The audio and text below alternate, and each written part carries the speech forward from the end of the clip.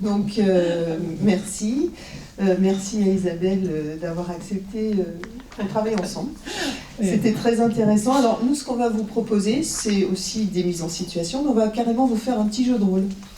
Un petit jeu de rôle de diagnostic prénatal.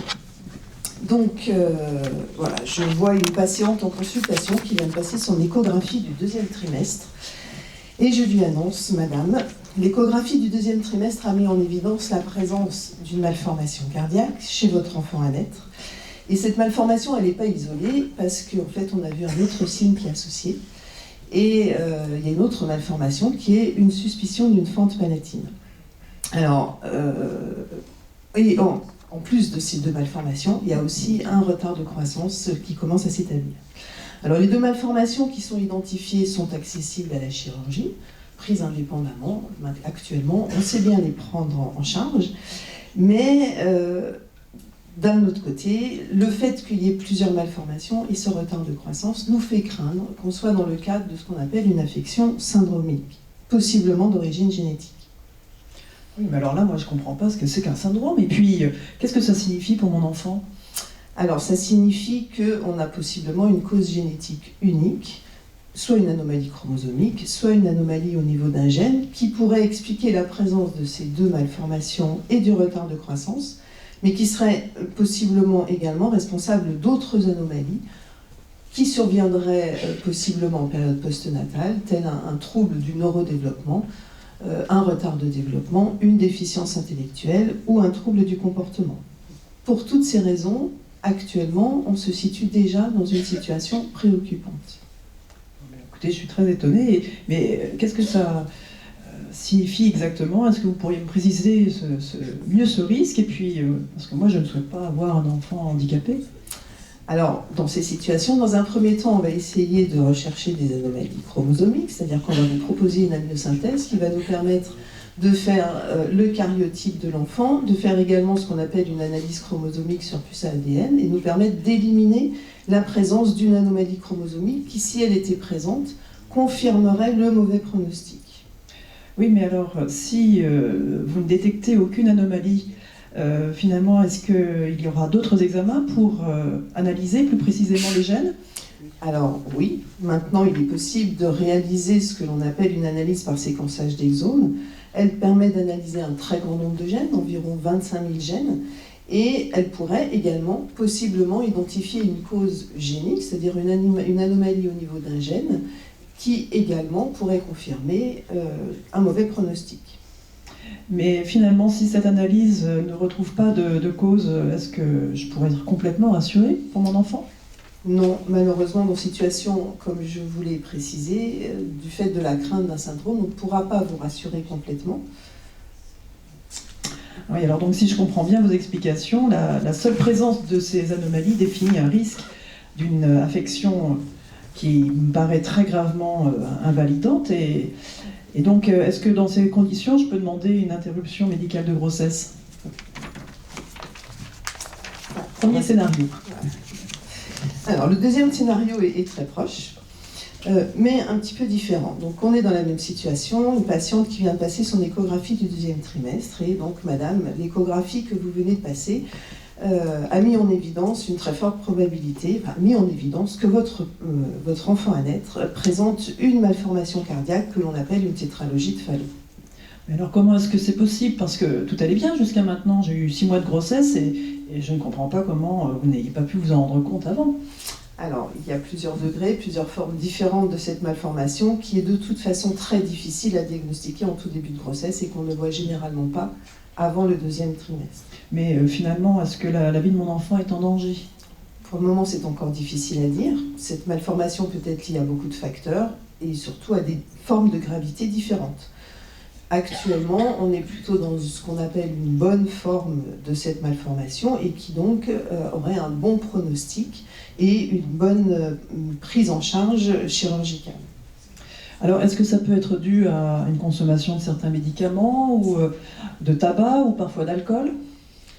Rarement, mais possiblement, mais cela peut aussi être dû à une cause génétique. Est-ce que vous avez des antécédents dans votre famille de malformations?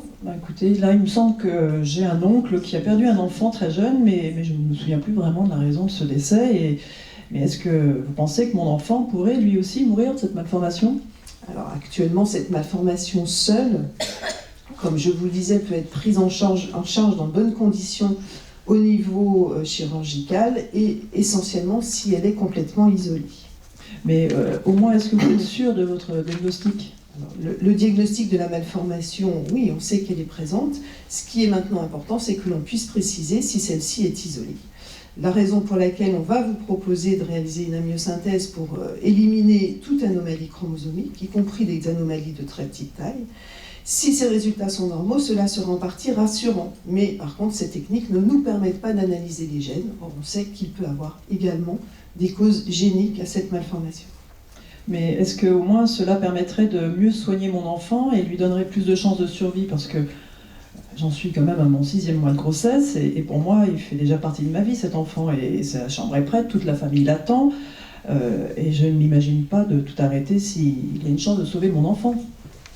Alors, en l'absence d'anomalies chromosomiques, si nous faisons ce que nous appelons un séquençage d'exomes, dans un certain nombre de cas, nous pourrions potentiellement identifier une cause génique qui aggraverait le pronostic de votre enfant après la naissance, avec l'association à d'autres conséquences qui ne seraient pas détectables en période anténatale.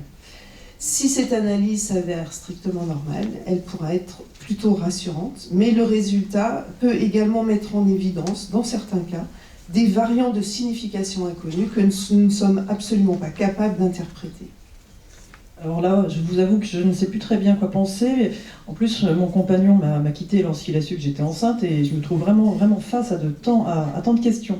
Et donc, la vie de mon enfant passe vraiment en priorité, mais si vous me dites que sa vie sera un calvaire médical et que ses chances de survie seront très faibles, je m'interroge quand même sur l'intérêt de le garder. Alors, finalement, si vous me dites qu'il y a quand même une chance pour lui de vivre, de quel droit pourrais-je le priver de cette chance? Docteur, est-ce que l'analyse par séquençage d'exomes dont vous m'avez parlé pourrait m'aider à prendre une décision?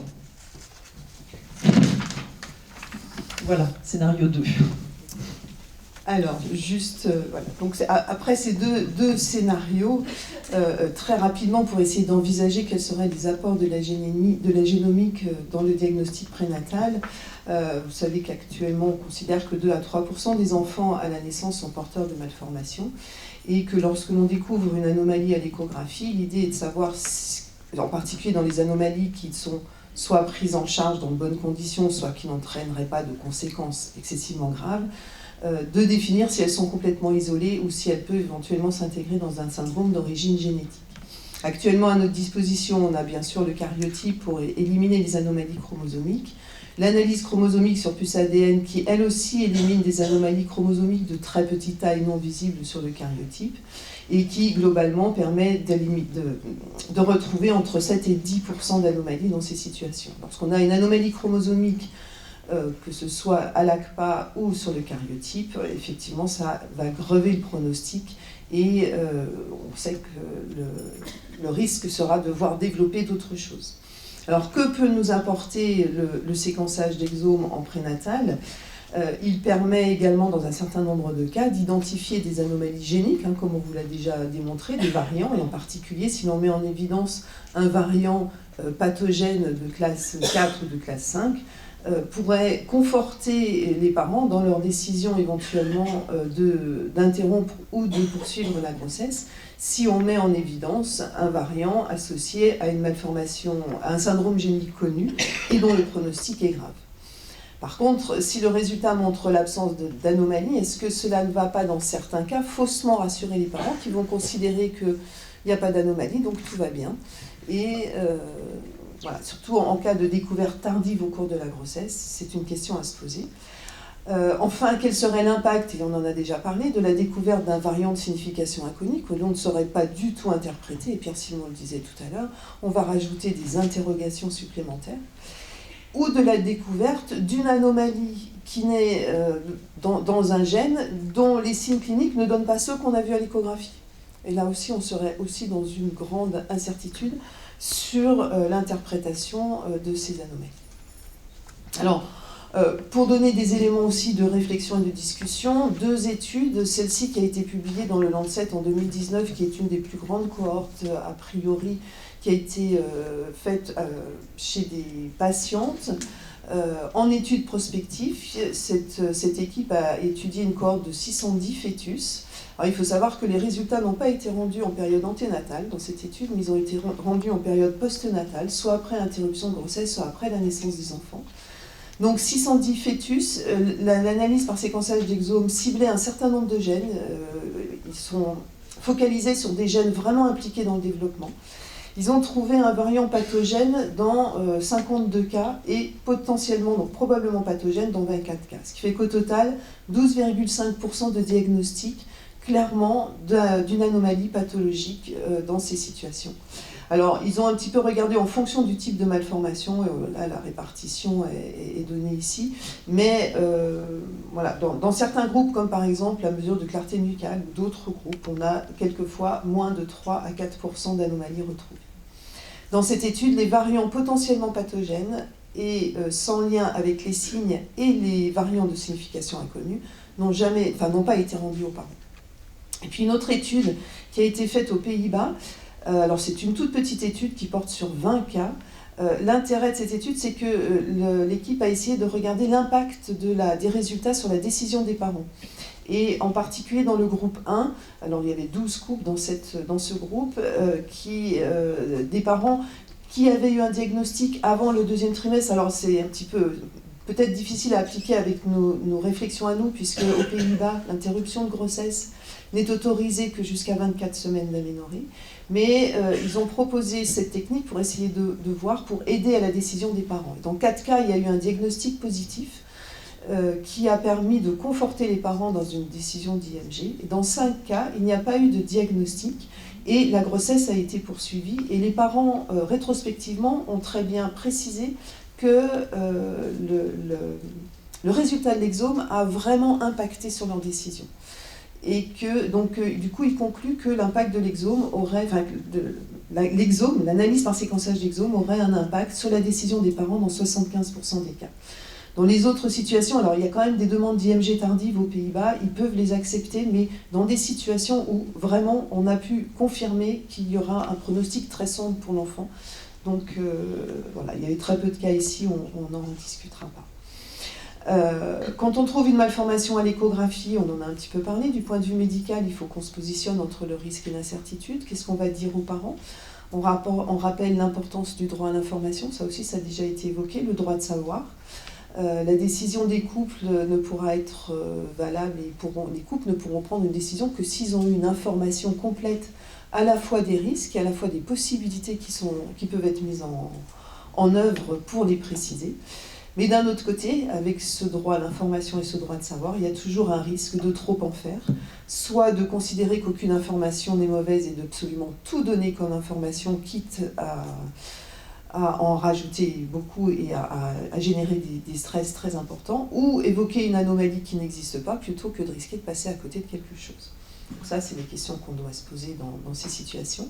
Du point de vue du couple, ça aussi, c'est toujours très compliqué. Dans ces situations de diagnostic prénatal, le couple doit se décider, dans un temps suffisamment court, où se trouve la forte probabilité, où se trouve le risque pour leur enfant, où est-ce qu'ils peuvent placer le curseur et comment est-ce qu'ils vont se positionner vis-à-vis de la poursuite ou non de la grossesse. Voilà, quelques questions soulevées. Et alors, juste pour terminer, je laisse la parole à Isabelle qui va vous parler un tout petit peu des aspects législatifs.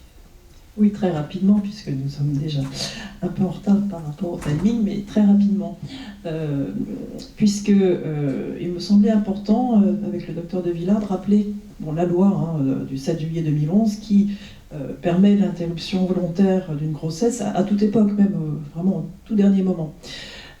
Et simplement, les mots sont importants, puisque cette interruption, qui est quand même un caractère exceptionnel, c'est normal, n'est autorisée que si 2 médecins donc attestent qu'il y a un risque pour que la poursuite de la grossesse mette en péril grave la santé de la femme, ou, et là c'est important, qu'il existe une forte probabilité que l'enfant à naître soit atteint d'une affection d'une particulière gravité, mais il faut aller jusqu'au bout du texte, reconnu comme incurable au moment du diagnostic. Et en fait, je pense que, bon, en tant qu'avocat, moi je peux voir parfois des cas de mise en cause de responsabilité du médecin, et là encore, toute la question, c'est de savoir démontrer qu'au moment où l'information a été révélée aux parents, eh bien, l'état de la science, à ce moment-là, au moment du diagnostic,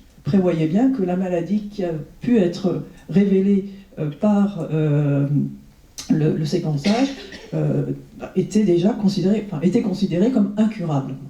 Parce qu'on peut imaginer des parents qui décident cette interruption de grossesse et puis qui, quelques années plus tard, se rendent compte que finalement la maladie qu'on leur avait indiquée comme incurable, eh bien, ne l'était pas au moment du diagnostic. Voilà. Donc ça, c'est encore un aspect qui enrichit encore, si on peut si c'était nécessaire, toute la notion d'information, jusqu'où on doit aller et jusqu'à quel niveau de certitude doit-on aller également pour informer les parents, parce que c'est vraiment là la difficulté avec les progrès de la science, de savoir déterminer à une date précise quel était l'état de connaissance sur la gravité et le caractère incurable d'une maladie.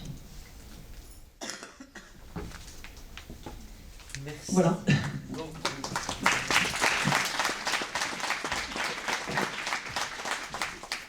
Merci beaucoup pour ces situations. Il y a 1500 dossiers comme ça tous les ans au CPDPN que coordonne Françoise. C'est 1500 dossiers, 30 dossiers par semaine, inexorablement toutes les semaines, plus ou moins difficiles, mais 2 exemples vécus. D'ailleurs, on parle de maladies rares, mais regardez, tous les thèmes se succèdent. Infertilité, 10% des couples.